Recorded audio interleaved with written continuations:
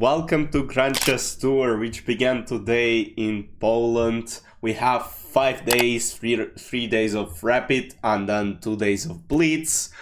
Very strong chess players came, including Magnus Carlsen, but in today's video I want to show you one of the games played today between Ramesh Babu Pragnantka and Nadirbek Abdusattorov, two young talents.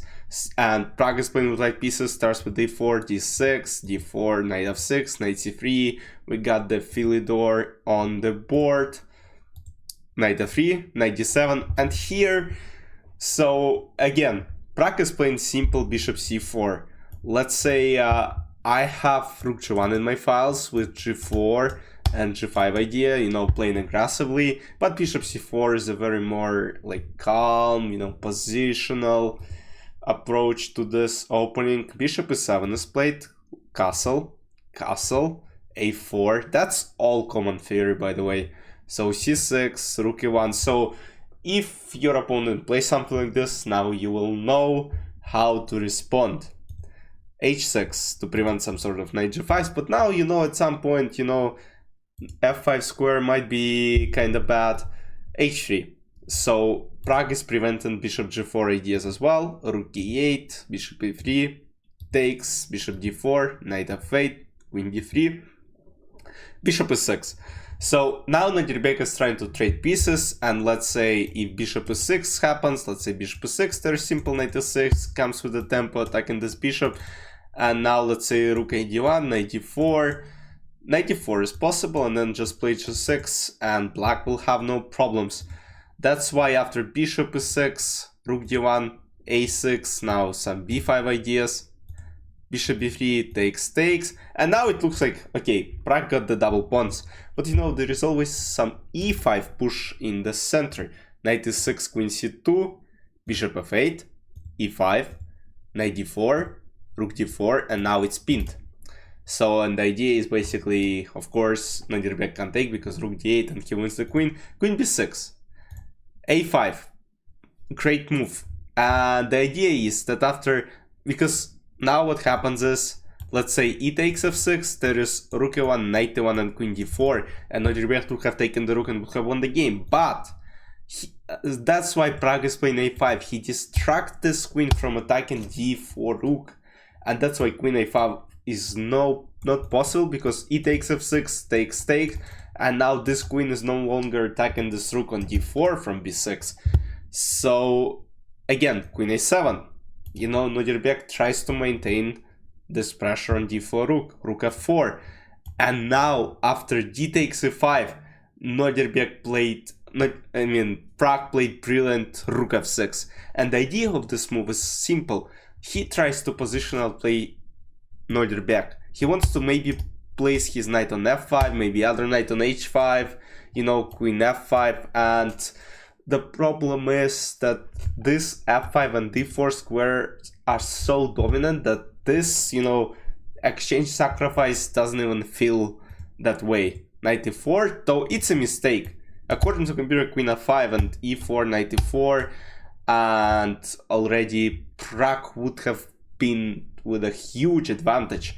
He plays knight e4, which looks very obvious for human beings. Rook e6, knight h4, and now the only move is f5, because if Pragg is managing to put his knight on f5 and this rook can't defend the king on g file, that's over.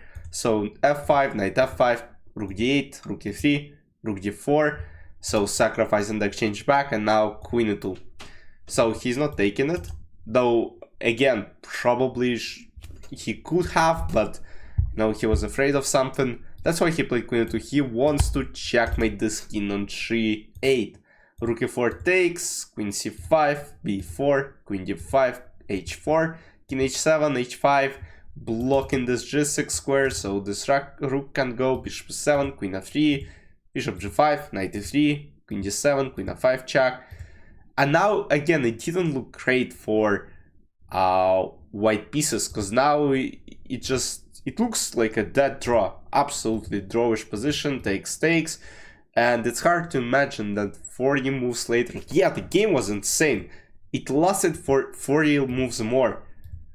King h3, this, king g3, this, and basically Pragg pawns are actually stronger. Queen f4, like, let's count the pawns. 5 pawns for black, and then 6 pawns for white. Though it's doubled, I mean, still, you know, up a pawn is up a pawn, king h7, king f3, you know, and now it was just shuffling around for a while. This g4, this, queen d3, king g8, queen d8, king h7. I mean, he's not taking a draw, of course, he's trying to play for a win. Queen d4 is played, king g8, this, queen f4. I mean, those queen endgames are very complicated, and in this specific position, you know, I would say the probability of draw happening on the board is very big, unless there is some blunders that could happen, and happened apparently. King f2, queen f7, g5. And now, according to the computer, again, white are completely winning. Queen f4, this, queen f6, king h4, no shuffled, queen is centralized. Queen centralization and those queen endgames are very significant. If you put your queen in the center, and if your opponent's queen can't, you know, go for checks, it's actually very hard, especially if you're up some material. So king f4, queen c4, king g5, and now king is sneaking in. Queen e7 ideas, queen g4, king f6, and okay, took a pawn, but queen f5, and white are in winning pawn endgame. So king c4, king f5, queen b4, queen d2, queen f7, this, king h6, and now the point is, look, the queen has no checks. This check is blocked. He can't take this pawn because queen is protecting, and queen g7 is a checkmate. All he can do is to play queen b8, but then queen a8, checkmate, and that's why Nordirbeck resigned. So as far as the other games are concerned, maybe you saw something.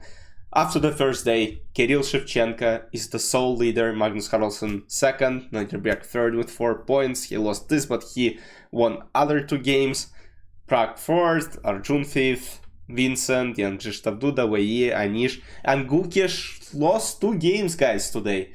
Not today, I mean yesterday. And so he didn't have a good start, but let's see what happens today. As you're watching this video, of course, they're already playing. And again, I hope you enjoyed this recap. Let me know in the comments who you're rooting for here. I mean, Magnussen is playing as a wild card, not even as equal participant of French's tour. So again, let me know in the comments if you enjoyed this recap, who you're rooting for, if you're surprised that Kirill Shevchenko won all 3 games today. And I'll see you in recap tomorrow. Bye bye.